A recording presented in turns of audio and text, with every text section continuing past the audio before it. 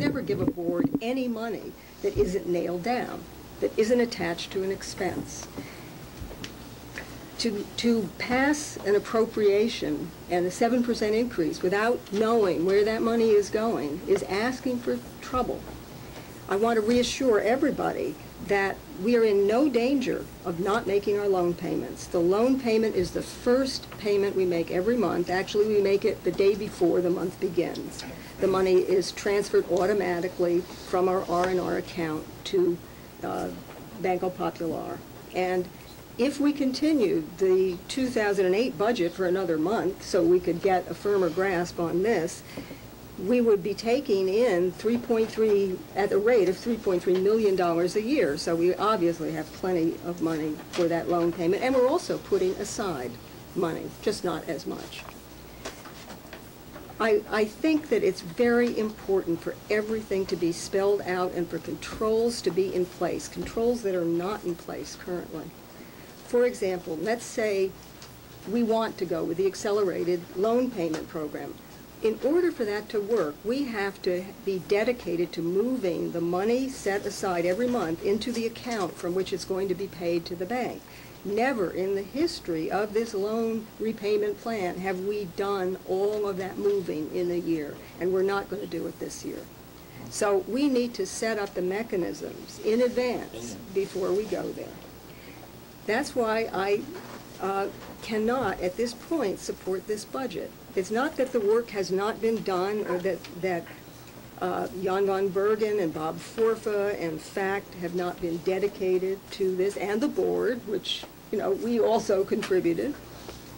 It's not that people haven't tried. It's just that the time was too short, and we need another couple of weeks. And so I'm concerned that in the absence of the controls being put in place, that we'll just start off another cycle in which money will sort of vaporize.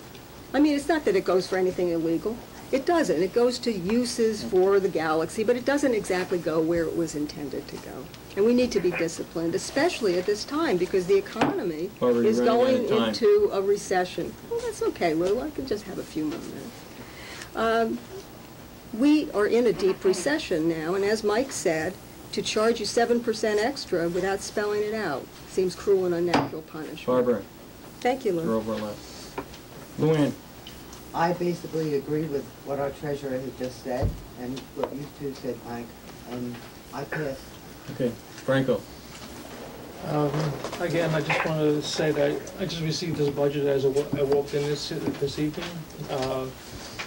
A lot of people on the board, all the board members have spent a lot of time going over the budget. The FACT committee spent a lot of time. Have you spent a lot of time? I've been here with everybody else. Okay. So this is really a revised version, right? That was emailed to all of us. Right, but I only received it as I walked in this evening. Okay. It has one figure changed. Well, I don't know what's changed. Okay, all right. Go ahead. And again, everybody's really making a big effort to get this completed, but there's no reason to approve this budget at this moment. Like Barbara said, we have another few weeks or month that we could review and make sure that we have our numbers straight. And I really would like to have something in place to let the homeowners know that any extra money that's collected is going to where the board says it's going to go. I don't want to just give money out and it's not accounted for. So that's the reason I'm going to vote against this budget. Okay. Yeah, well, we haven't taken a vote yet. Okay. Thomas. I understand. I understand what the treasurer said, and I have no doubt that the money is going to go for R&R reserve. Number one, we have very minuscule amount of reserve for an organization this size. Number two, Thomas, reserves. Do we have any reserves?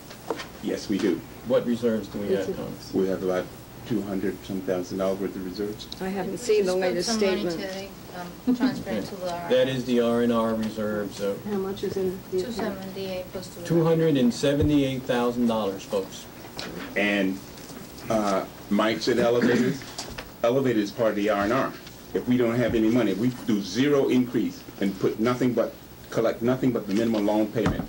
If something happened to the elevators, we won't have any money to do anything. Okay, that's why we had to build up the reserves.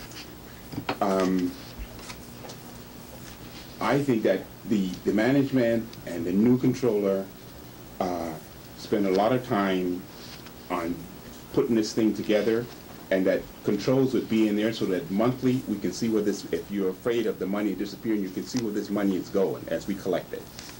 So I have no problem with thinking that we can't put controls on it before we start collecting the money, okay? But to sit and wait until we do the, say that controls for this entire board to agree on, July, we're gonna miss I out. did say 1 month. This is a framework that we are putting together here. So, and the framework is based off a framework that was there before for the revenue side, so I have no problem with it. Okay. I'm Thank gonna you. move forward. Thank you, Thomas. Slava? Yes, it's a little bit scary listening here from afar that our controller speaks of money being vaporized. Nothing is being vaporized, at least since we came in. Unfortunately, any increase is a very unwelcome thing, but unfortunately we have to pay for misdeeds of previous administrations.